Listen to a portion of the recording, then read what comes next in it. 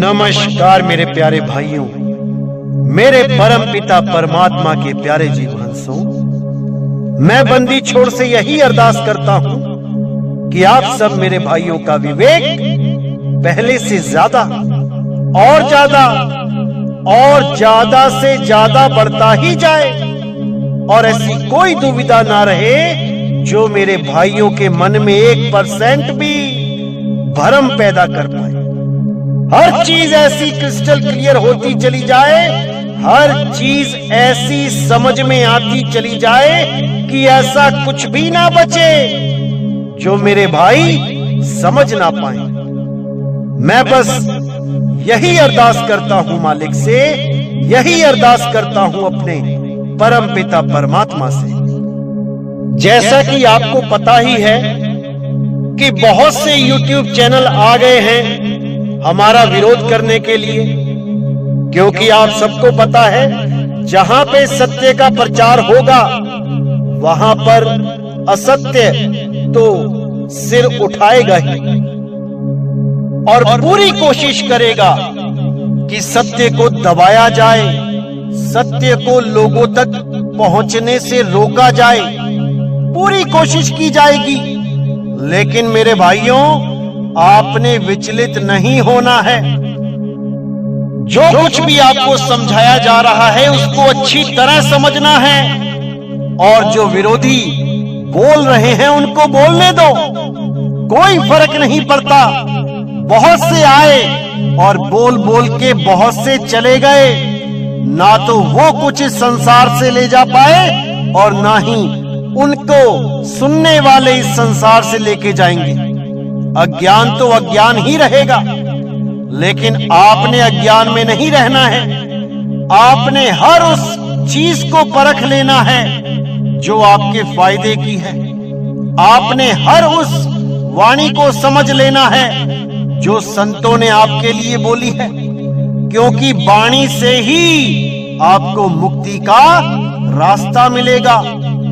वाणियों में ही वो गुप्त भेद छिपे हैं जो आपको इस जन्म मरण से परे करने का रास्ता बताते हैं।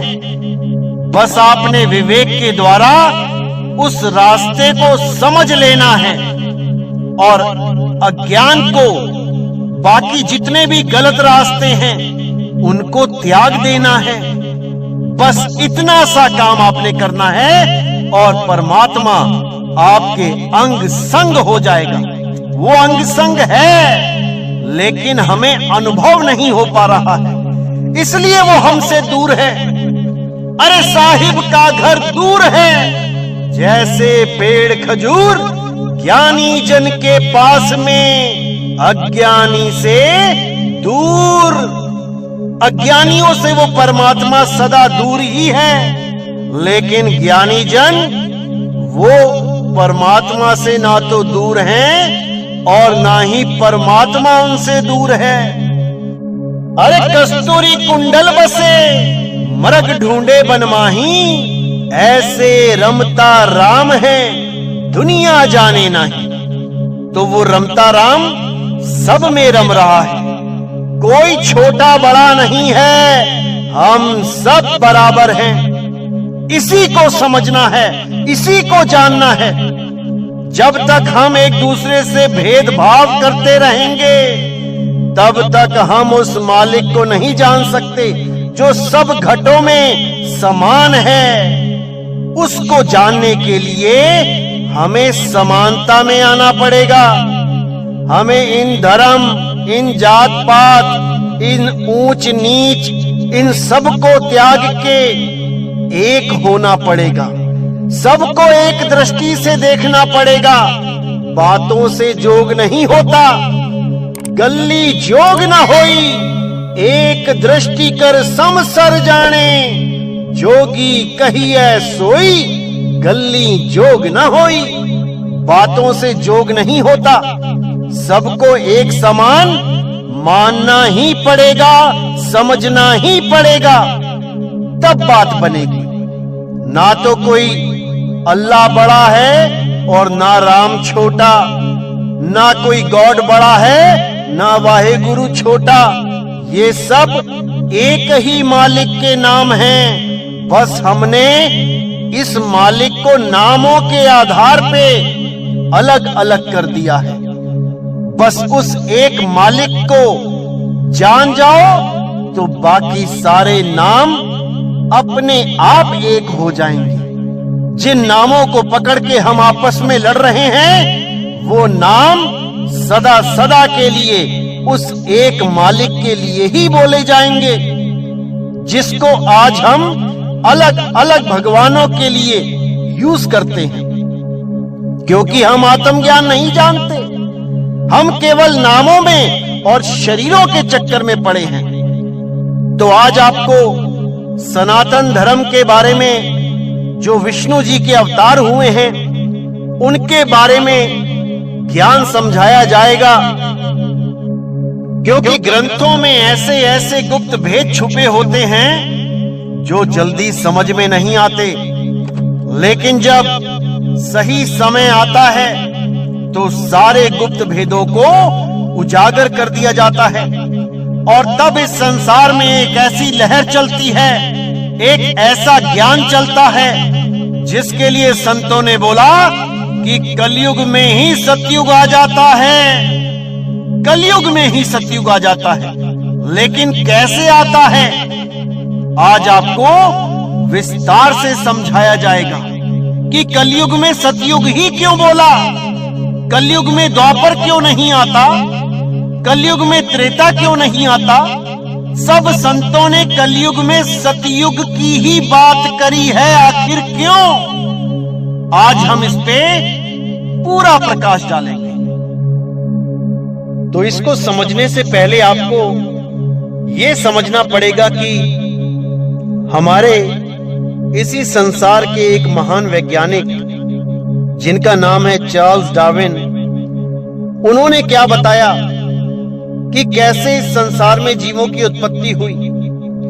उन्होंने बताया कि पानी के द्वारा, यानी जल में ही सबसे पहले सिंगल सेल ऑर्गेनिज्म प्रकट हुए और वही आगे से आगे मल्टीप्लाई होते हुए आगे बड़े बड़े जानवर बन गए। शुरुआत तो पानी से ही हुई, लेकिन फिर यही पानी से बाहर आए और बाहर के जीवन में, यानी धरती पे इस जीवन में जीने लगे और धीरे धीरे अपने दो पैरों पे खड़े होने लगे। जैसे गोरिल्ला खड़ा होता है, वैसे ही आगे से आगे मनुष्य रूप में यही आगे से आगे विकसित होते रहे और धीरे धीरे धीरे करते आज एक पूर्ण पुरुष आपके सामने तैयार है। एक आदमी जो इस पूरी दुनिया का राजा बना बैठा है, जिसके दिमाग के आगे सब जानवर फेल हैं, आज वो पूर्ण विकसित इंसान आपके सामने है, जिसकी शुरुआत भी उस सिंगल सेल बॉडी से हुई थी, जिसकी शुरुआत भी जल से हुई थी। और वही एक सिंगल सेल बॉडी आज एक संत के रूप में भी आपके सामने है और एक चोर के रूप में भी आपके सामने है। अब इसी सिंगल सेल से ही 1,84,000 बनी है और सिंगल सेल से ही संत महात्मा का शरीर बना है। तो इसी थ्योरी के आधार पे आज हम अपने पवित्र ग्रंथों को समझने की कोशिश करेंगे कि क्या संदेश छुपा हुआ है उनमें, जो हमें कहानियों के द्वारा समझाया जा रहा था, लेकिन हम समझ नहीं पाए। हम केवल कहानियों को पकड़ के बैठ गए। तो क्या बताया जाता है, आइए जानते हैं।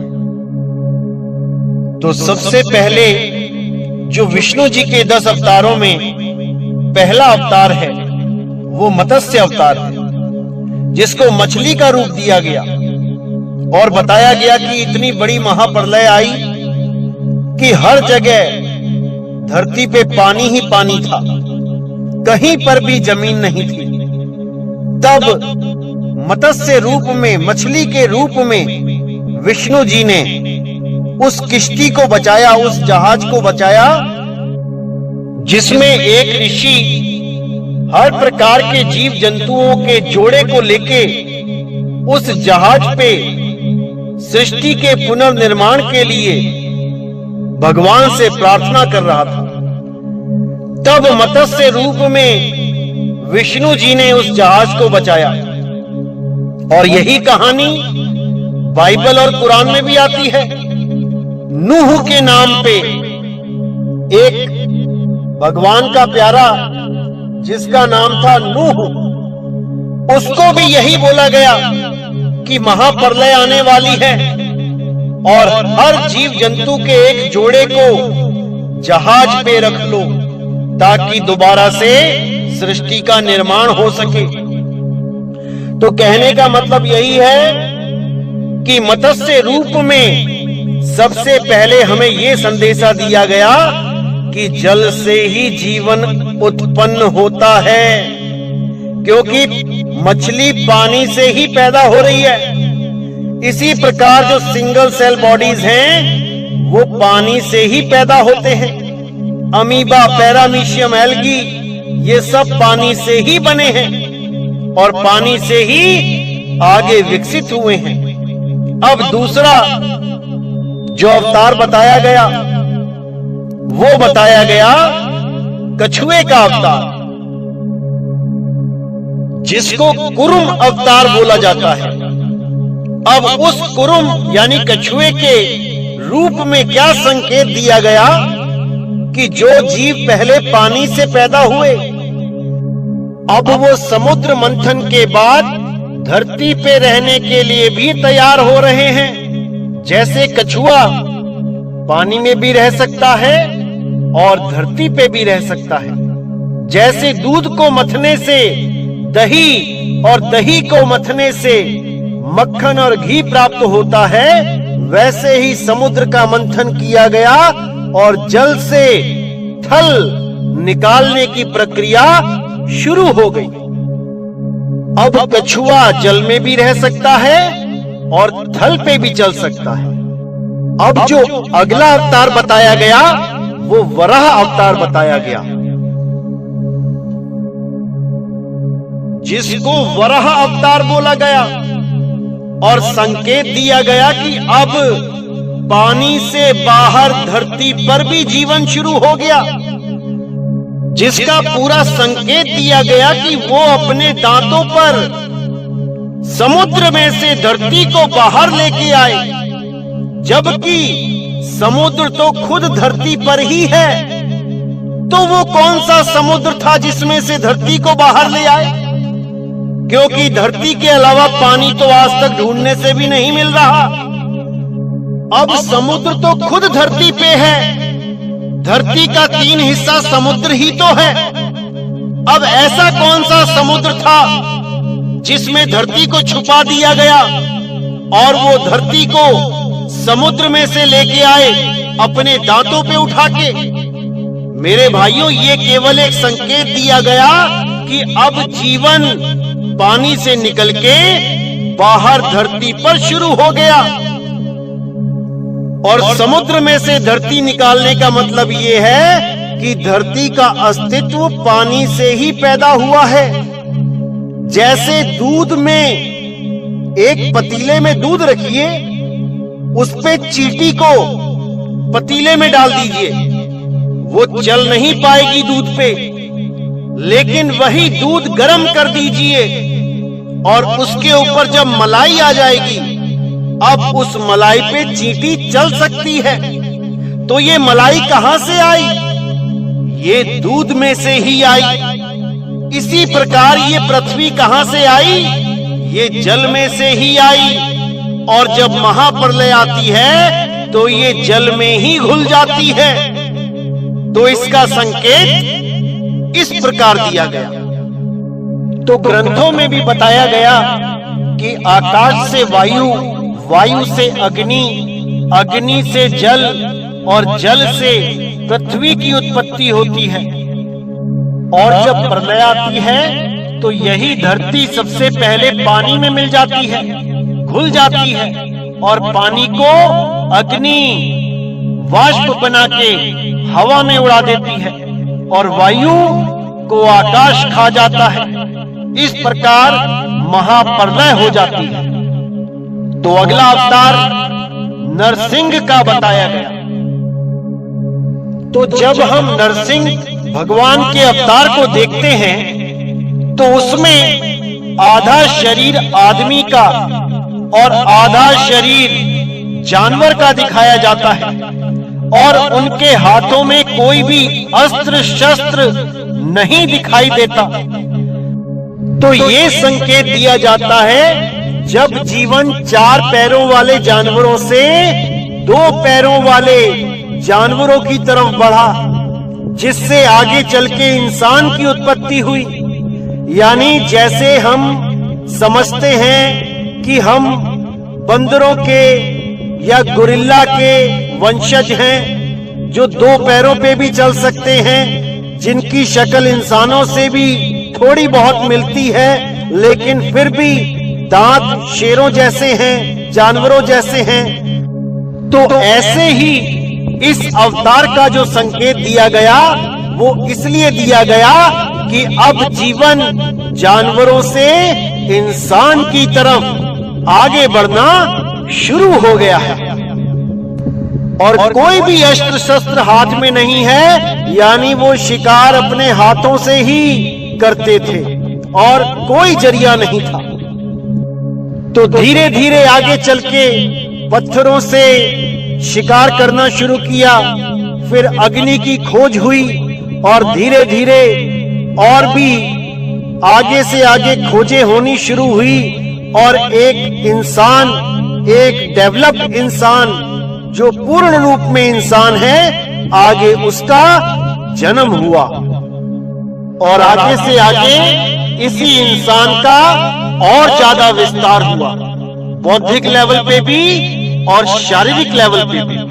अब वो जानवरों जैसा नहीं दिखाई दे रहा था, अब वो एक इंसान बन चुका था। अब जो अगला अवतार दिखाया गया वो वामन अवतार दिखाया गया, जिसका संकेत क्या था कि उसने 3 पग जमीन मांग के धरती, आसमान और पाताल तीनों ही लोक पे अपना कब्जा कर लिया। यानी कि इंसान ने अपनी बुद्धि के द्वारा जल में रहने वाले जीव, थल पे रहने वाले जीव और आकाश में उड़ने वाले जीवों पे सब पे अपना प्रभुत्व जमा लिया। वो सबसे ज्यादा बुद्धिमान हो गया और बाकी सबको अपने अंडर कर लिया। बड़े से बड़े शेरों को बुद्धि के द्वारा पकड़ लिया, बड़े से बड़े हाथियों को, व्हेल मछलियों को कब्जे में कर लिया। यानी वो सब जूनों का राजा बन बैठा। वो बुद्धि के द्वारा किसी को भी छल के उस पर प्रभुत्व जमा लेता था। अब जो अगला अवतार बताया गया वो परशुराम जी का अवतार बताया गया, क्योंकि सब जानवरों पर तो इंसान ने विजय प्राप्त कर ही ली थी। अब बचे थे इंसान और इंसान।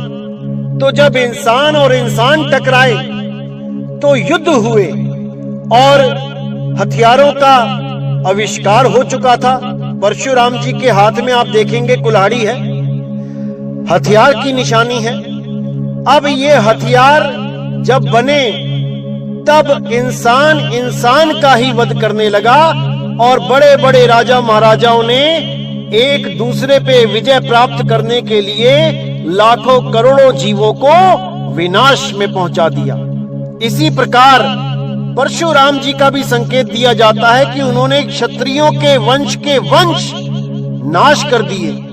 यानी अब इंसान इस धरती पर युद्ध करने लगा और अपना प्रभुत्व जमाने लगा कि मैं बड़ा राजा कि तुम बड़े राजा, आओ युद्ध करें। और इस अवतार को बहुत ही ज्यादा क्रोधी के रूप में दर्शाया गया, क्योंकि क्रोध होगा तभी शस्त्र अस्त्र उठाए जाएंगे और युद्ध किए जाएंगे। अब जो अगला अवतार बताया गया वो श्री राम जी का अवतार बताया गया और मर्यादा में रहने वाला अवतार बताया गया। इसीलिए मर्यादा पुरुषोत्तम श्री राम उनको बोला जाता है। यानी कि जब क्रोध बहुत ज्यादा हुआ और उसके बाद अपने आप ही मन में ये विचार आया कि बहुत हो गया ये नरसंहार, अब हमें मर्यादा में रहना चाहिए, प्रेम में रहना चाहिए। जैसे अशोक राजा ने जब अति कर दी युद्ध कर करके, तब एकदम उसके साथ जो हुआ वो आपको भी पता है। उसने युद्ध को त्याग के एक शांत जीवन व्यतीत किया। इसी प्रकार इंसान भी जब बहुत ज्यादा क्रोध की अति कर देता है और उसका विवेक जागता है तो वो शांत हो जाता है, फिर वो मर्यादित हो जाता है। पूर्ण शक्तिशाली होते हुए भी वो मर्यादा में रहता है, मर्यादा में जीवन व्यतीत करता है, जैसे श्री रामचंद्र जी ने किया। लेकिन मर्यादा में रहने पे दुख बहुत मिलता है, लोग जीने नहीं देते। अच्छे खासे अयोध्या में बैठे थे, जंगलों में भिजवा दिया, जंगलों में अपनी बीवी और भाई के साथ रहे, सीता जी और लक्ष्मण के साथ रहे, तो रावण जैसों ने आके सीता का हरण कर दिया। यानी मर्यादा में रहने पर महादुख पाया। इसी प्रकार जब कोई भी इंसान मर्यादा में रहना शुरू करता है, यानी ईमानदारी से अपना जीवन व्यतीत करने की कोशिश करता है, तो उसे बहुत कठिनाइयां आती हैं।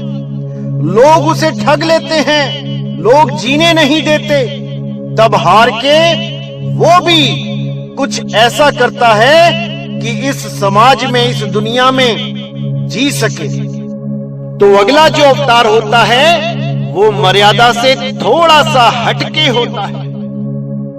तो अगला जो अवतार हुआ वो श्री कृष्ण जी का हुआ, जिनमें सारे वो गुण संपन्न थे, बड़े से बड़े दुश्मन को भी धराशाही करने में सक्षम थे।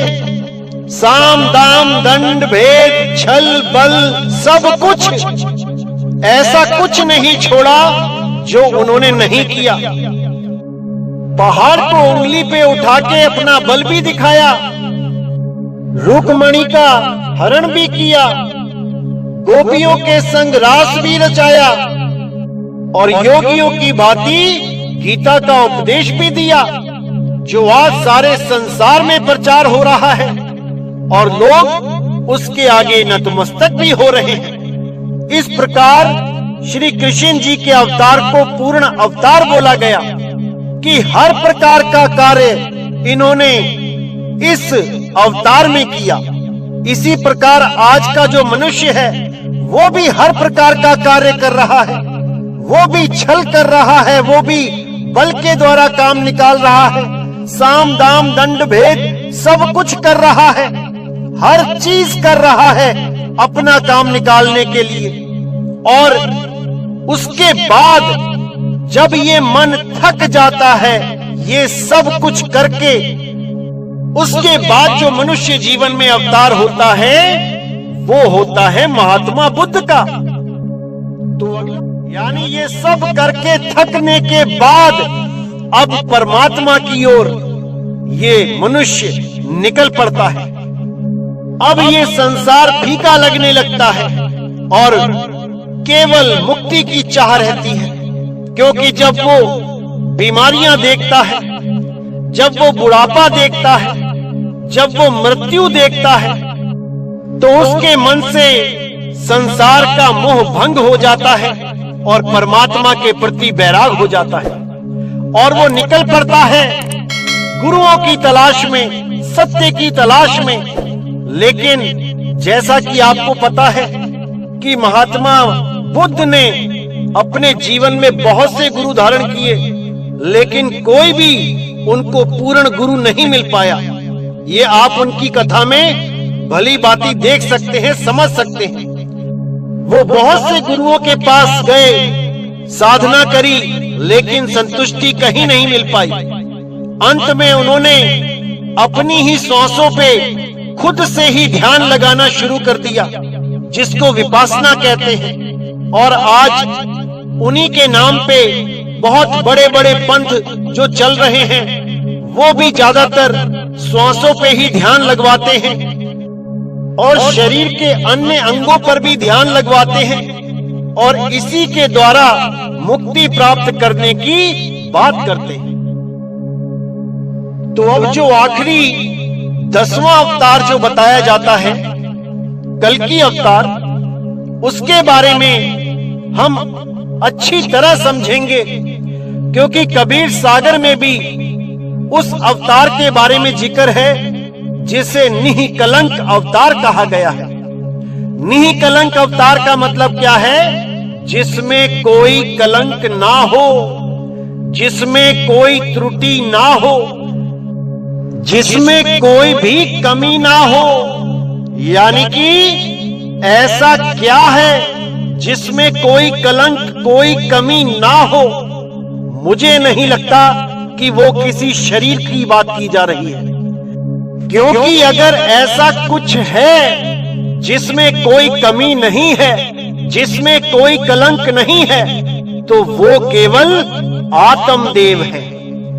आत्मा ही अजन्मा है, आत्मा ही पुरातन है, आत्मा ही सनातन है, आत्मा ही शाश्वत है, आत्मा ही है जिसे कोई शस्त्र काट नहीं सकता, अग्नि जला नहीं सकती, वायु इसे सुखा नहीं सकती और जल इसे भिगो नहीं सकता। इसी आत्मा को निःकलंक बोला गया है। और इसका इशारा क्या दिया गया है कि वो अवतार जिसको कल्कि अवतार कहते हैं, वो संबल में प्रकट होगा। अब पढ़े लिखे लोग तो लिखा देख लेते हैं कि संबल लिखा है तो पहुंच जाते हैं मुरादाबाद के पास वाले संबल में कि वहीं पर कल्कि अवतार होगा। और YouTube तो भरा पड़ा है जो अपने आप को कल्कि अवतार घोषित कर चुके हैं कि मैं ही कल्कि अवतार हूं। आप केवल सर्च मार के देखिए, आपको एक से एक कल्कि अवतार दिखाई देंगे। लेकिन यकीन मानना मेरे भाइयों, कल्कि अवतार आत्मा का अवतार है। कल्कि अवतार आत्म ज्ञान का अवतार है और वो संबल और कुछ नहीं है। संबल का मतलब होता है समान बल। सम यानी समान, बल यानी ताकत। एक ऐसी चीज जो सब घटों में रम रही है और उसका बल सबके पास समान है। वो चींटी से लेके वेल मछली तक को चला रही है, वो सबको चला रही है, समान बल से चला रही है, क्योंकि समान बल केवल आत्मदेव में है। अगर शरीरों की बात करोगे तो समान बल नहीं है। कोई 10 किलो उठा पाता है, कोई 50 किलो, कोई 100 किलो। कोई जंगल में छोटा सा जीव बड़े जीव के द्वारा मारा जाता है, समान बल नहीं है। समान बल केवल आत्मदेव में है, क्योंकि गीता में भी बोला गया, हे अर्जुन, ये जितने भी राजा महाराजा तुम्हें दिखाई दे रहे हैं, ऐसा कोई समय नहीं था जब ये नहीं थे, ऐसा कोई समय नहीं आएगा जब ये नहीं होंगे। तुम केवल इन राजा महाराजाओं के शरीर को नष्ट कर सकते हो, तुम इनकी आत्मा को नष्ट नहीं कर सकते, क्योंकि आत्मा निकलंक है, क्योंकि आत्मा कल्कि है। आत्मदेव ही निकलंक है। लेकिन जो इस अवतार को शरीर मान के बैठ जाएंगे, उनके लिए ये ज्ञान सदा गुप्त रहेगा। आज परमाणु युग है। आज कहीं युद्ध होता है तो परमाणु बम फेंक दिए जाते हैं, बड़ी बड़ी मिसाइलें, बड़े बड़े रॉकेट लॉन्च किए जाते हैं। और अगर आज के युग में कोई अवतार प्रकट होगा भी, तो क्या वो घोड़े पे और तलवार लेके प्रकट होगा? सोचने वाली बात है। अब ये घोड़ा क्या है और तलवार क्या है, इसको भी समझना पड़ेगा। ये घोड़ा क्या है? ये घोड़ा है अकल का घोड़ा, बुद्धि का घोड़ा। और ये तलवार क्या है? ये तलवार है विवेक की तलवार, जिसको मैं बार बार कहता हूं कि विवेक की तलवारें तिखी कर लो, इस पे धार लगा लो। इसी विवेक की तलवार से अज्ञान को काटते चले जाओ और ज्ञान को अपनाते चले जाओ। और अपनाने योग्य जो ज्ञान है वो केवल आत्म ज्ञान है। तो इस भेद को अच्छी तरह समझना है मेरे भाइयों। और आगे एक संकेत और दिया गया कि उस अवतार के माता पिता का नाम बताया गया कि विष्णु, यश और सुमति, ये माता और पिता का नाम बताया गया। यानी इस ज्ञान को उजागर जब किया जाएगा तो जो माता पिता का जो नाम होगा वो विष्णु जी के नाम पे, विष्णु यश जी के नाम पे होगा। और सुमति यानी सु यानी अच्छी और मति यानी बुद्धि। सु यानी अच्छी, सुंदर, शांत बुद्धि। क्योंकि बुद्धि दो ही प्रकार की होती है, या तो शांत या अशांत। जैसे समुद्र दो प्रकार के होते हैं, या तो बिल्कुल शांत होगा या फिर तूफान चलेगा, लहरें चलेंगी। तो इसी प्रकार विष्णु यश यानी विष्णु जी की महिमा वाला नाम और शांत बुद्धि, सुबुद्धि, सुमति के नाम पर वो नाम होगा। और जो ज्ञान होगा वो शरीरों का ज्ञान नहीं होगा, वो आत्म ज्ञान होगा। आत्मा का ज्ञान ही सत्य है। बिना आत्म ज्ञान के कोई भी ज्ञान अधूरा ही ज्ञान है। इसलिए ये अवतार ज्ञान अवतार होगा, आत्म ज्ञान अवतार होगा, ना कि कोई शरीर का अवतार होगा जो घोड़े पे तलवार लेके आएंगे। क्योंकि आज का युग घोड़े पे बैठ के लड़ने वाला नहीं है। आज का युग मिसाइलों का है, परमाणु बम्बों का है। क्योंकि कलयुग में ही ये अवतार होना है। इसलिए इस घोड़े का और इस तलवार का भेद आपको समझना पड़ेगा। और ये आत्म ज्ञान के अलावा और कोई अवतार नहीं है, ये आत्म ज्ञान का ही अवतार है। इसीलिए कबीर साहब ने भी बार बार यही बोला कि आत्म ज्ञान बिना नर भटके, कभी काबा कभी काशी और जल में मीन प्यासी, मुहे देख के आवे हंसी। अगर इस दुनिया में कोई ज्ञान है जिसे प्राप्त करना है तो वो केवल और केवल आत्म ज्ञान है। क्योंकि आत्म ज्ञान प्राप्त करके ही हम सब एक हो जाएंगे। फिर हमारा कोई धर्म का भेद, कोई जात पात का भेद, कोई रंग का भेद नहीं बचेगा। यहां तक कि देशों का भी भेद खत्म हो जाएगा कि मैं अमेरिकन हूं, मैं जापानी हूं, मैं इंग्लैंड का हूं, मैं ताइवान का हूं, मैं चाइना का हूं, मैं भारत का हूं। जब आत्मदेव पे आ जाओगे तो सब एक हो जाएंगे और पूरे विश्व में सतयुग जैसा माहौल हो जाएगा। ये जो कलयुग चल रहा है ये सतयुग में बदल जाएगा। इसीलिए संतों ने बोला था कि कलयुग में एक ऐसा समय आएगा जब कलयुगी जीव सतयुगी आचरण में जीना शुरू कर देंगे। अब ये कलयुग में सतयुग ही क्यों बोला? कलयुग में द्वापर भी बोल सकते थे, कलयुग में त्रेता भी बोल सकते थे, कलयुग में सतयुग आएगा ऐसा क्यों बोला?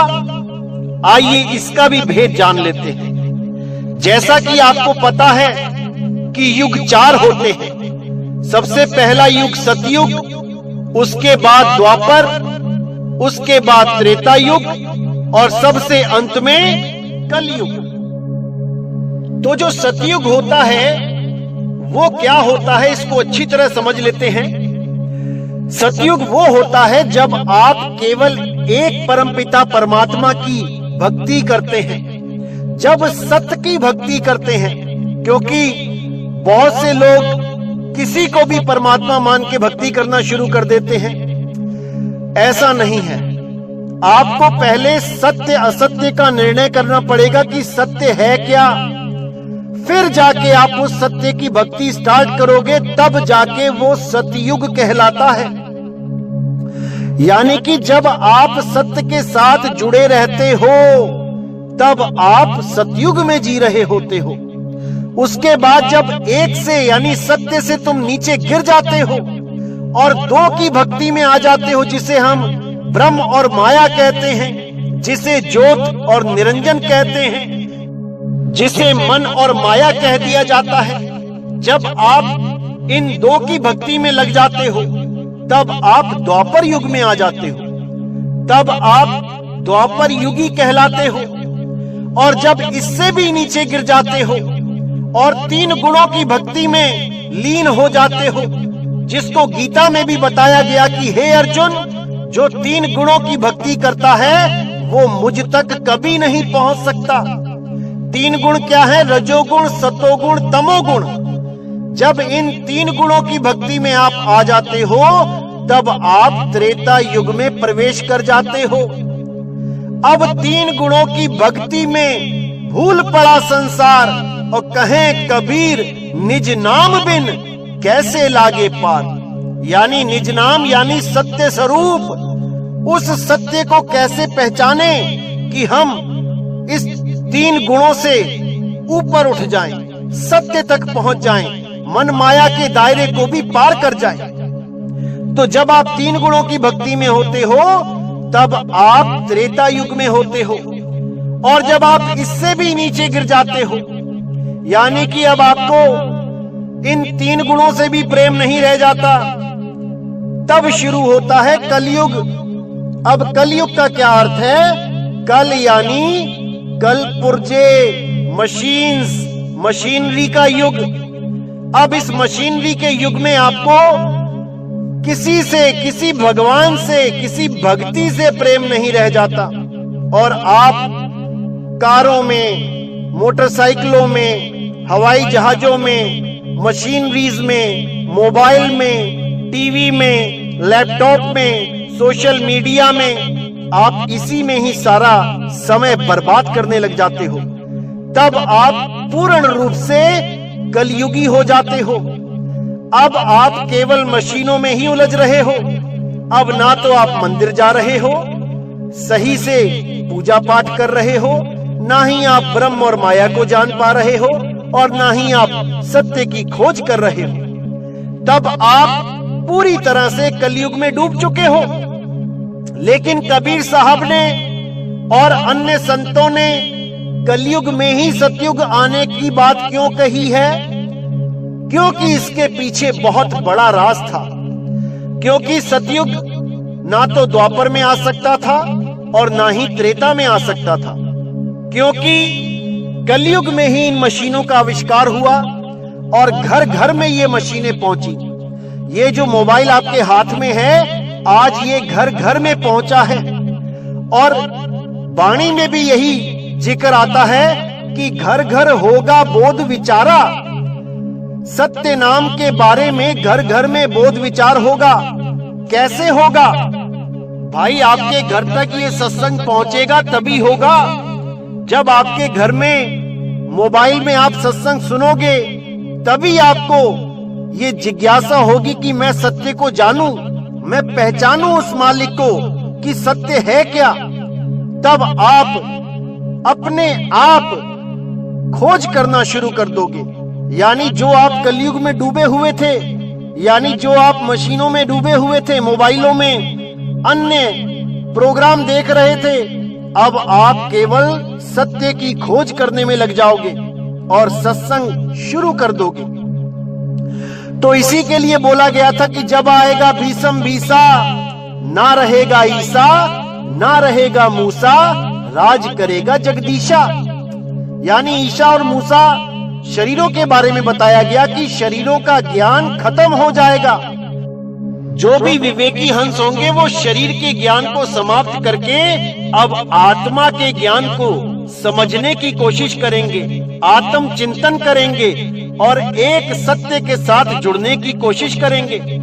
तो कलयुग में ही सतयुग आ जाएगा। कलयुग से ही सीधे डायरेक्ट सत्य की खोज शुरू हो जाएगी। अब आपने ये भी सुना होगा कि सतयुग के बाद आना तो द्वापर था, लेकिन किसी कारणवश त्रेता युग को आना पड़ गया। अब वो क्या कारण था? वो कारण था एक महिला का पत्थर हो जाना, जिसका नाम था अहिल्या। यानी एक पत्थर की वजह से हमारा जो युग त्रेता युग था वो द्वापर से पहले आ गया। अब इसके पीछे जो कोड लगा है वो भी आपने समझना है कि ये हमारे जीवन में भी ऐसा ही होता है। जब हम पैदा होते हैं तो हम सत्य से बिछड़ के आए होते हैं। हम एक परमात्मा की भक्ति कर रहे होते हैं गर्भ में, केवल एक मालिक के साथ जुड़े होते हैं। और जैसे ही हम बाहर आते हैं तो हमें पत्थर की पूजा में लगा दिया जाता है।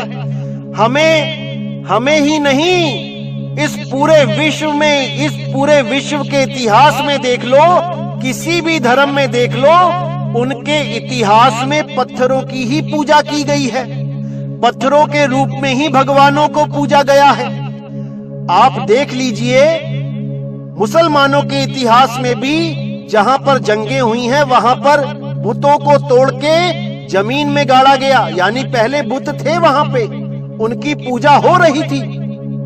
यानी कि हम जब सत्य को त्याग के, यानी सत्य से बिछड़ के जब आते हैं तो केवल पत्थर की वजह से हम त्रेता युग में आ जाते हैं, यानी 3 गुणों की भक्ति में आ जाते हैं। अब धीरे धीरे हमें कोई ज्ञानी पुरुष मिलता है, कोई गुरु मिलता है जो हमें पत्थरों से ऊपर, यानी मूर्ति पूजा से ऊपर उठा के हमें ब्रह्म और माया का ज्ञान देता है, हमें ज्योत निरंजन का ज्ञान देता है, हमें ये समझाता है कि प्रकाश ही परमात्मा है और कण कण में परमात्मा है। अब प्रकाश क्या है? मन है, मन ही ज्योत स्वरूप है। और कण कण में क्या है? माया है। ये जितने भी कण हैं ये सब मायावी कण हैं, इसीलिए इसको माया की नगरी बोला गया है, मायावी संसार बोला गया है। यही कण बदलते रहते हैं, यही माया का गुण है। तो हम मंदिरों को छोड़ के, यानी पत्थरों की पूजा छोड़ के हम किसी गुरु की शरण में जाते हैं और वो हमें मन माया का ज्ञान देके हमें त्रेता युग से द्वापर युग में लेके आते हैं। अब उसके बाद कलयुग स्टार्ट हो जाता है, हम और नीचे गिरते हैं।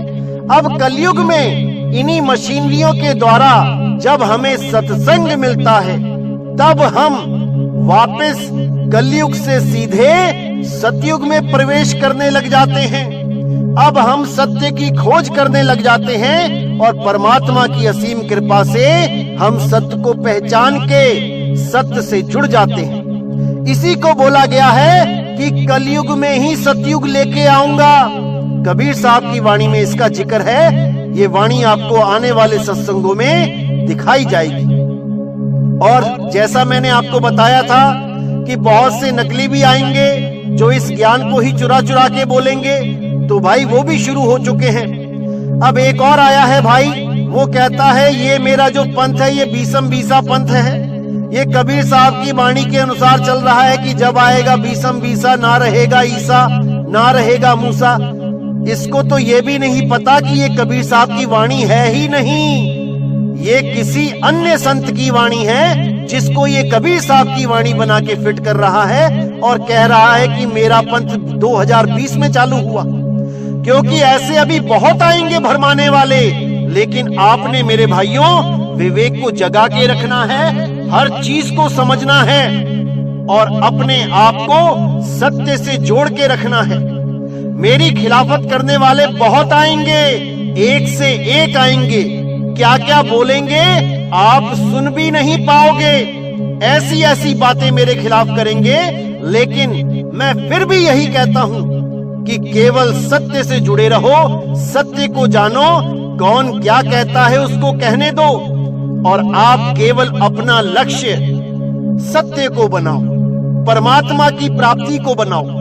याद रखना मेरे भाइयों, मेरे खिलाफ वो ही बोलेगा जो इस पंथ में परमात्मा के अलावा किसी और चीज का लालच लेके आया हो, चाहे मान सम्मान का, चाहे धन दौलत का, चाहे शरीरों की बीमारियों से छूटने का, चाहे घर बार में सुख होने का, कोई भी लालच लेके अगर वो इस पंथ में जुड़ा है तो मेरे भाई उसे वो चीजें मिलने वाली नहीं है और वो खिलाफ ही बोलेगा। क्योंकि बहुत से लोग मेरे पास आए जिन्होंने अपनी इच्छाएं जाहिर करी। एक कहता कि मैं अपनी फैक्ट्री लगाना चाहता हूं, जमीन खरीद ली है, नीचे सत्संग हॉल बना देंगे, ऊपर फैक्ट्री लगा लेंगे, यानी घर में ही धंधा खोलना है धर्म का। एक कहता कि मैं मकान बनवा रहा हूं, नीचे सत्संग घर बना लेंगे, ऊपर मैं अपना मकान बना लूंगा, यानी धंधा इन्होंने भी खोलना है धर्म के नाम का घर में ही। अब जिस को मैंने मना किया वो ही मेरा दुश्मन बन बैठा, और वो आज तक यही काम करते आ रहे हैं कि कैसे भी बस नितिन दास के खिलाफ बोलो, लोगों को भरमाओ, लोगों को इससे तोड़ो। अरे भाई, मैं यहाँ जोड़ने तोड़ने नहीं आया, मैं चाहता हूं कि आप सत्य से जुड़ो। कोई भी संत आपके जीवन में आता है जो आपको सत्य की बात बताता है, आप उससे जुड़ो, सत्य से जुड़ो, क्योंकि आपका जीवन यहाँ पर सत्य से जुड़ने के लिए मिला है। आपको ये जीवन यहाँ जज बनने के लिए नहीं मिला कि आप फैसले करते फिरो कि कौन सही है और कौन गलत है। ये इंसानी चोला है मेरे भाई, ये बार बार नहीं मिलता। आप यहाँ राजनीतियां करने नहीं आए हो कि पंथों में आके आप इधर की बात उधर और उधर की बात इधर करके अपने लिए खास स्थान बना लो गुरु के लिए, गुरु के दिल में, और अपने आप को बाकियों से ऊंचा सिद्ध करने लग जाओ। ऐसा सब कुछ अगर आप इस पंथ में करने आ रहे हो तो मेरे भाई बिल्कुल मत आना, कुछ नहीं मिलेगा यहाँ से, कुछ नहीं मिलने वाला। अगर इस पंथ में आना है तो केवल और केवल एक चीज को ध्यान में रख के आना है कि मुझे सत भक्ति करनी है, मुझे परमात्मा को पाना है, मुझे यहाँ पे मशहूर होने नहीं आना, मुझे यहाँ पर मान प्रतिष्ठा मान बढ़ाई लेने नहीं आना।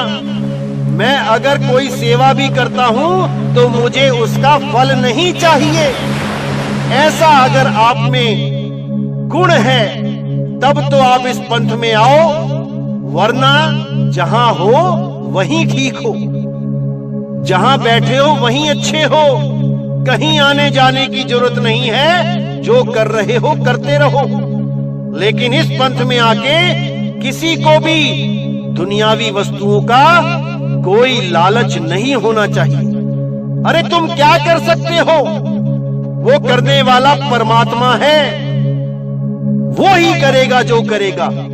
एक इंसान के हाथ में कुछ नहीं है, इसलिए परमात्मा को पाना है केवल तभी इस पंथ में आना मेरे भाई, नहीं तो तुम सबके दिल टूटेंगे, क्योंकि यहाँ पर और कुछ नहीं मिलता। यहाँ केवल सत्य ज्ञान मिलता है और मुक्ति मिलती है। अगर आपका लक्ष्य सत्य ज्ञान और मुक्ति है तो आपका बहुत बहुत स्वागत है। अगर इसके अलावा और कुछ चाहते हो तो भाई यहाँ पे आके अपना समय बर्बाद मत करना, जहां हो ठीक हो। तो इसी के साथ मैं आज का सत्संग यही समाप्त करता हूं और उम्मीद करता हूं कि बहुत से भेद आपको आज पता चले होंगे और सारे भ्रम दिमाग से निकल गए होंगे, और मालिक की कृपा ऐसी बनी रहे कि आप अपने सत्य स्वरूप को, अपने आत्म स्वरूप को पहचानो और माया की नगरी से बाहर निकल जाओ।